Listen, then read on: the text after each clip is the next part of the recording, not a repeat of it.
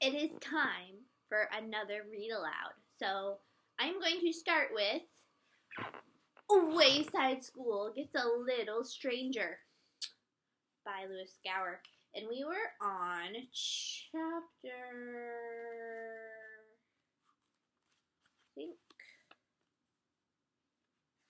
chapter 5, right? Because we learned about Dr. Pickle last time. So let's continue our adventure in the Wayside School Gets a Little Stranger. Chapter 5, A Story with a Disappointing Ending.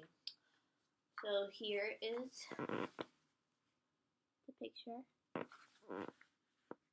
Paul's father was a security guard at the museum. The museum had a very famous painting. It was painted by Louis da Vinci. It was called the Mona Lisa.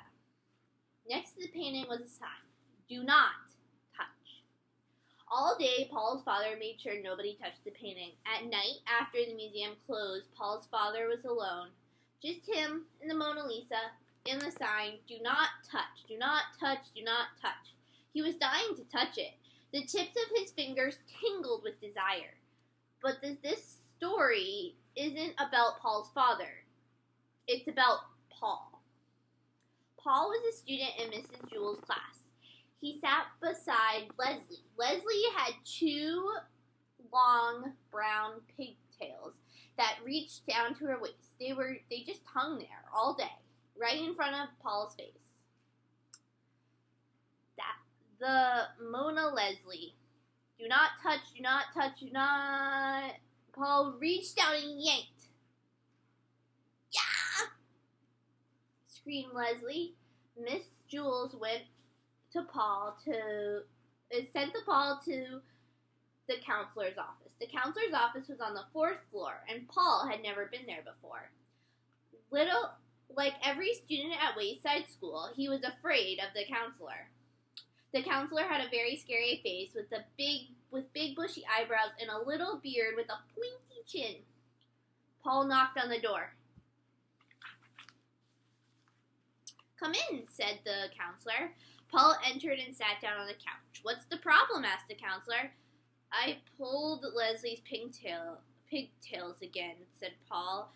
"I know it's wrong, but I just can't help myself."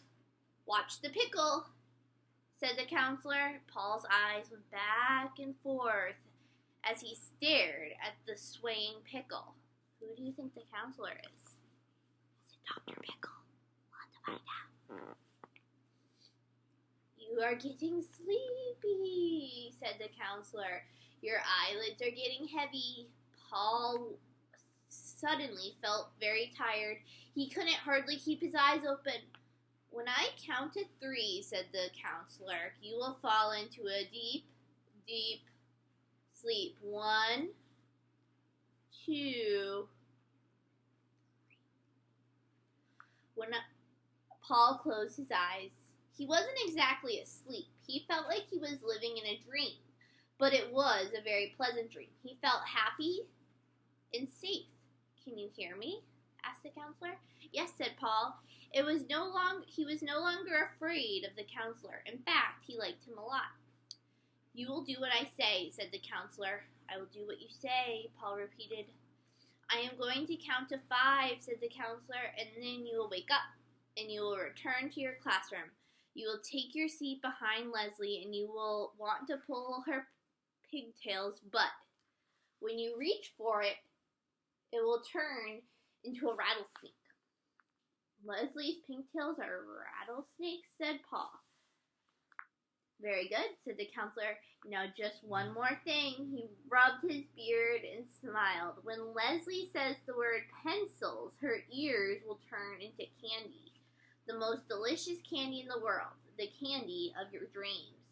Paul licked his lips. He could almost taste the rich chocolate and chewy caramel. "And you will try to eat the candy." "When Leslie says pencil, I will eat her ears," said Paul. The counselors counted to 5. Paul's eyes blinked open. "You may go back to class now," said the counselor. "Now, what's the problem with this? Let me know. Think about it." said the counselor. "I'm not In trouble? Asked Paul. No, said the counselor. Paul shrugged. He returned to class. As he passed Leslie, she stuck out her tongue at him. He sat down behind her. What did the counselor do to you? Asked Eric Fry. Nothing, said Paul. He's a nice man. He looked at Leslie Pigtails. He had pulled the one on the left, but he still wanted to pull the one on the right. He lunged for it. If it hissed at him, its tail rattled. He screamed and fell back over his chair. Everyone laughed. Paul, are you all right? Said Miss Jules. I guess so, said Paul, getting back up. He didn't feel much like pulling Leslie's pigtails anymore. It was just a short while later that Leslie's pencil point broke. Oh, great, she complained. What's the matter? Asked Jenny, who sat next to Leslie. Leslie showed her the broken pencil point. You want to borrow mine? Asked Eric Fry. No, I'll just go sharpen it, said Leslie.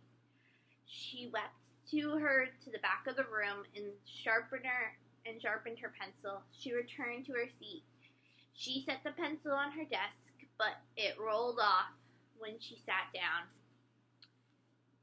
Hey, where did it go? She asked, turning around. Where did what go? Asked Paul. There it is, said Jenny, under Paul's desk. What's under my desk? Asked Paul. I'll go for it, said Eric Fry. He reached under Paul's desk and picked up a pencil and handed it to Leslie. She thanked him, and everyone returned to work. So the next chapter we'll read is Chapter 6, Pet Day. But that is all for today. Thank you.